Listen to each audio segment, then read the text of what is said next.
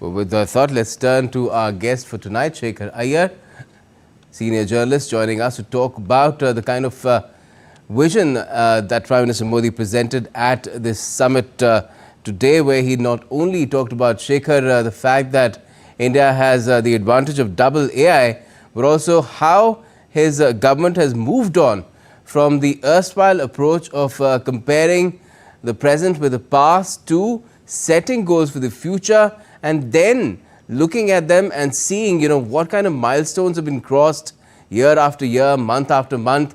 And in terms of milestones, in 125 days of his third term itself, he listed out quite a few. Well, Gautam, the main point that the Prime Minister put across today is whatever changes that have happened in the last 10 years since he took over as Prime Minister, those changes are not enough. That is the point he kept saying. Look, any government always measures its achievement in terms of what was the situation before it came to office and what is the situation today. But Prime Minister is not satisfied with all the changes that have happened in the last 10 years. He wants the country to look at the future in terms of what are we doing for that future? Where are we taking this country forward? How are we preparing for the challenges of the future? In that context only, he mentioned the importance of the role of artificial intelligence. It's a technological advancement, also a challenge for this country, and how the country is looking at its potential and preparing for the new opportunities that will open up when AI is ruling our lives. So similarly, he spoke of, what were the difficulties or the challenges we faced? Why are we so confident about the future compared to other countries? One is our demography, and the other is, how we overcame some of the severest challenges posed to us, whether it was the COVID pandemic, then the post-COVID stress, inflation and unemployment, or challenges of climate change, or the ongoing wars, whether it is West Asia or in Ukraine, and the disruption of supply chains caused by these wars. And we are also pained by the loss of lives in these conflicts and the geopolitical tensions and conflicts. I mean, we are all the time required to face these things over which we have no control, but over which we have for which we have to prepare all the ways. So that is a kind of leadership that India is showing. That is why it is seen as a country of hope. When all around you find there is a lot of desperation and a lot of confusion.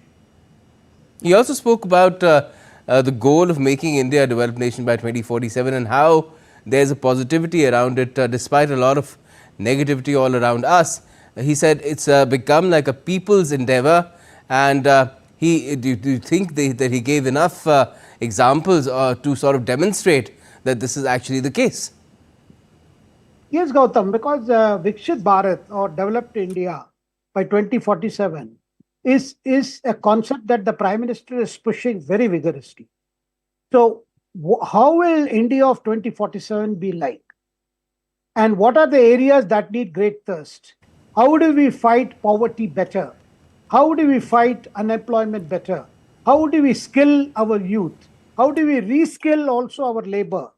I mean, there are several areas where the government of India is working very hard to bring about changes. As the Prime Minister put it, there is not a single sector that has remained untouched by the government initiative, whether it is agriculture, whether it is welfare of farmers, whether it is healthcare, or whether it is infrastructure development.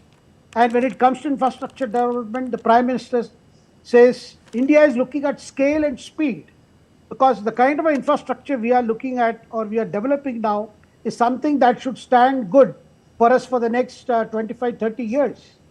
That is the way we are looking at it. We are not seeing what is the requirement of today, because previously that is how we planned. And by the time of that infrastructure, whether it is highways or flyovers or whatever, or rail connections, by the time they got completed, we found ourselves overwhelmed by the amount of traffic, the amount of the demands on for more better infrastructure. That is why the emphasis for world-class infrastructure.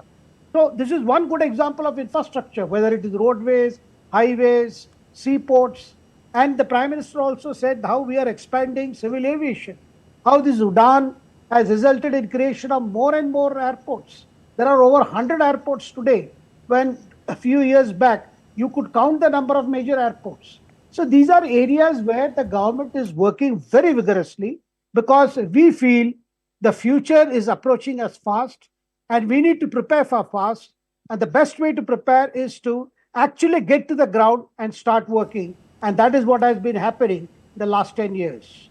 And he also mentioned the fact that as far as India's relations are concerned, they're not, taken for granted relations. I don't know if it was an oblique reference to what's happened of late between India and Canada. It could apply to a lot of situations, to a lot of other Western and other countries as well.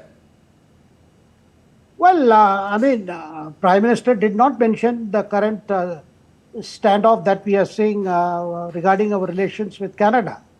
Of course, our foreign minister did mention at the very summit that whatever is happening, one can only say double standard is an understatement.